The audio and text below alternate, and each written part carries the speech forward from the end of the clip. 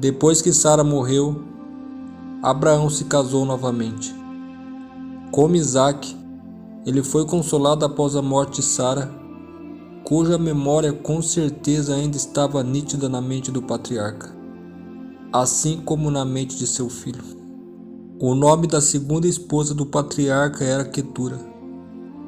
Quetura, segundo Crônicas, foi uma concubina de Abraão. No relacionamento do patriarca com sua nova esposa nasceram 6 filhos: Zirã, Joksã, Medã, Midian, Isabaque e Sua. 1 Crônicas capítulo 1, verso 32.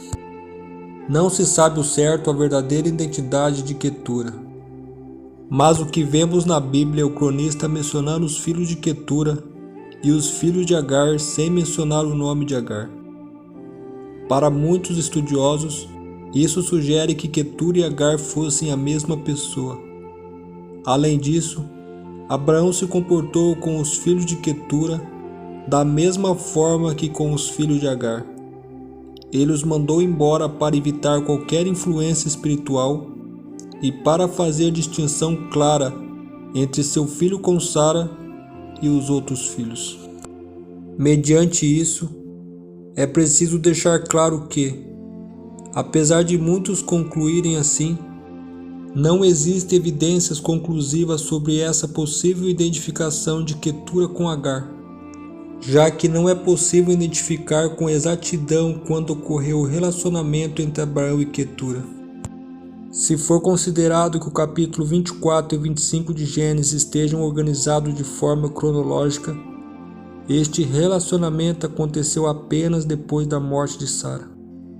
Quem defende essa possibilidade geralmente identifica Quetura como sendo sim a segunda esposa de Abraão, num grau bem mais elevado do que Agar, a egípcia que havia sido sua concubina quando Sara ainda vivia.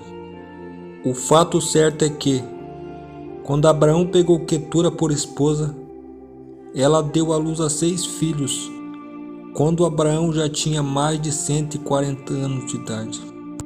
Apesar de toda a discussão acerca do relacionamento entre Quetura e Abraão, obviamente Quetura jamais teve o mesmo status de Sara.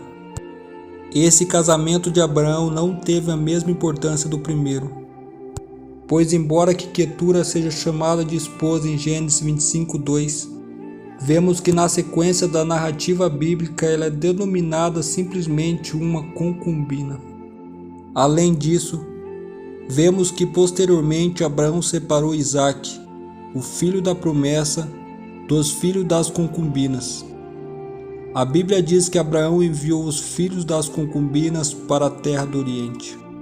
Conforme as leis da época, os filhos de esposas legítimas tinham direito garantido à partilha dos bens do pai. Já os filhos das concubinas não tinham direito de nada e dependiam estritamente da bondade do pai para lhes deixar algo.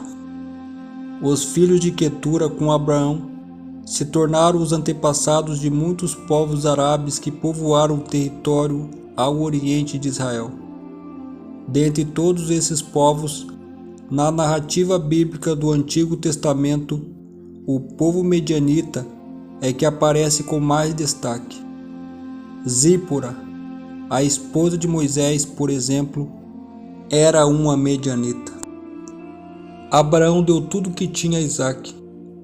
Enquanto aos filhos das concubinas que tinha, Abraão deu apenas presentes, pois segundo Deus dissera a ele, Isaque era seu único herdeiro e, em contraste com os demais filhos, ele foi o descendente eleito, o único herdeiro da terra prometida. Em Gênesis capítulo 25, verso de 1 a 4 e 12 a 18, apresenta uma lista dos filhos que Abraão teve com Quetura, bem como a lista dos filhos de Ismael.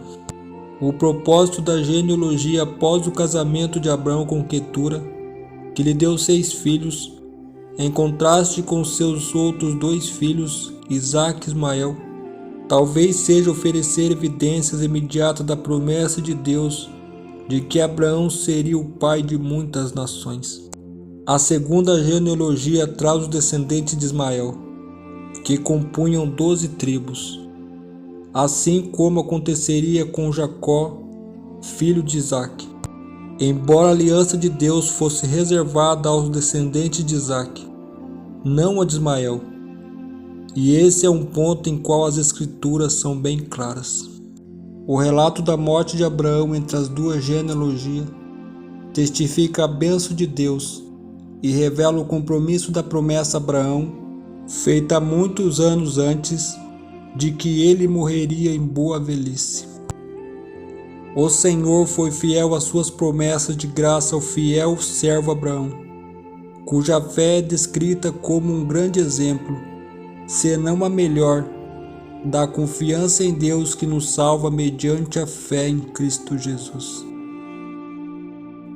Na lição de amanhã, falaremos um pouco mais desse incrível homem, cuja fé em Deus é exemplo para todos nós. Que Deus os abençoe e até a próxima.